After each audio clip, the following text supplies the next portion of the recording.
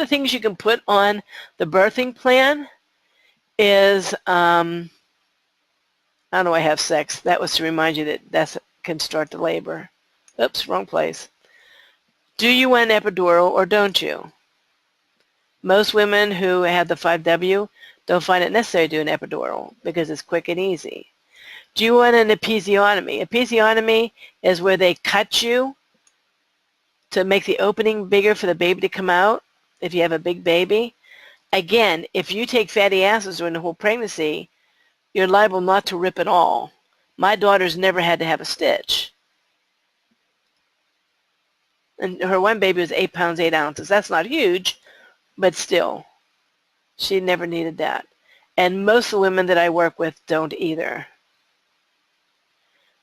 Also, time to bond is huge. When I had my babies, I could not pick them up in the lineup. They would say, here's your baby, and they like fly it past your face whenever they took it into another room, and then you didn't see the baby until they had stitched you up and cleaned you up, and you're in your room for a while. The bonding at the moment, you know, there's a lot of animals that imprint, they call it imprint. Like if you have a duck and it hatches, or a goose, something like that, some kind of fowl anyhow, and if it sees you, it thinks it's your mother, and it'll follow you around all over the place.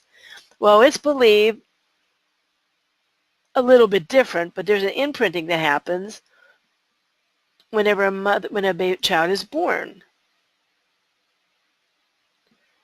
And you need that time to bond. I mean, it's traumatic. This baby's ripped away from what's known for 9 months, and it needs a bond with you. I believe in putting the baby on your chest so it can hear your heartbeat, which is a familiar sound.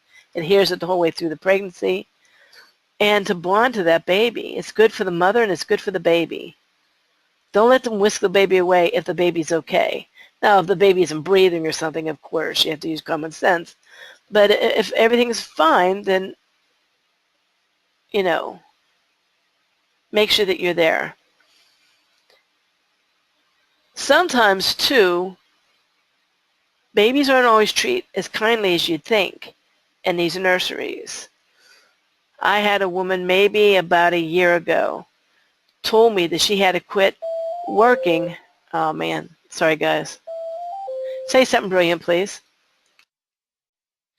As far as the bonding time, when my daughter-in-law, we just had our little baby, she's just, 4 weeks old, but she didn't even know the baby was born. She had no contact with the baby. I mean, they did put the baby on her belly or on her chest when she was born, but my daughter-in-law was so out of it that because she had a C-section, she didn't even know the baby was there.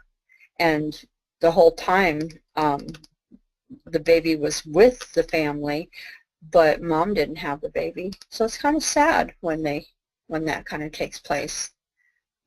So, and then I don't know if you saw Donna's comment down here, anybody that says that to stop tearing, you insert a capsule of evening primrose oil in the vaginal at bedtime. This stops the tearing as well. Yeah, I've heard. Mary, go ahead. You've heard of that? You've heard of that? Yeah, and coconut oil. Just put lather up in coconut oil. See, and you know, 40 years ago when we had our babies, we didn't get to do all this stuff. They just take your baby and you're lucky to see them a couple hours later. Mm-hmm. So it's kind of hard, but. Yep. So this lady said that she used to work in the nursery part. You know, she's like a nursery nurse. I don't know what they call it. OBGYN nurse. And she said, some of the women that work in there should never be in there, especially when there is a teaching hospital. And they have some of these interns come that don't even want to be in there. And she says they neglect the children. They'll be crying and screaming, and they'll just totally ignore them. They'll let them expose, and they're cold. The babies are cold, you know. So she said, I couldn't work there anymore because I saw enough things that I just couldn't do that anymore. Nowadays, though, I don't know how many hospitals that don't do this, but nowadays you're with your baby 24/7. Your baby's never out of your sight from the time they're born. That's how it should be. And you're right. Most hospitals are starting to do that now. But some of those old-fashioned hospitals, they're still doing it the old ways. Right. Right. Um, Donna says she goes, I like to give the mom herbal trace, has alfalfa in it. Okay. I find this also helps the mom with not having postpartum issues. That's nice. Mm-hmm. And then she was saying that when you're giving the primrose oil, it's the last 2 weeks of pregnancy. Okay. And then the last comment is, look at this, look at the mom in this picture with the pretty toenails. Yeah. I'm sure she had some, I'm sure she had someone paint her nails for her. I know I couldn't even see my toes when I was pregnant. No. That's another thing. You know what? Another thing they're doing differently is they'll change positions whenever mothers are having babies. Whenever I had my kids, and it'd probably be the same for you, Victoria, your head would be down and your butt was up. Yeah. And you're pushing that baby uphill against gravity because it was easier for the doctor. Mm-hmm. Yeah. Now a lot of times they do the water baths and Yeah. squatting and stuff, even in the hospitals now. Yep. Things are much better. So anyhow, make sure you have time to bond with that baby. And I like that they don't take the babies away anymore and they keep them in the room. That's how it should be. The Yeah. mother needs to rest, then, the nurse can come in and change the baby if it needs changed or something like that. But you need that time to bond. Also, the antibiotics in the eyes, they used to put silver nitrate in the eyes, or silver something. I think it's silver nitrate. And now they put antibiotics in the eyes. There's only one reason to do this, and that's because the doctors assume that you have syphilis. And if you have syphilis and the baby's gone through the birth canal, then the baby can end up with being blind. So if you and your husband are both faithful and you don't have syphilis, there's no need for antibiotics in the eyes.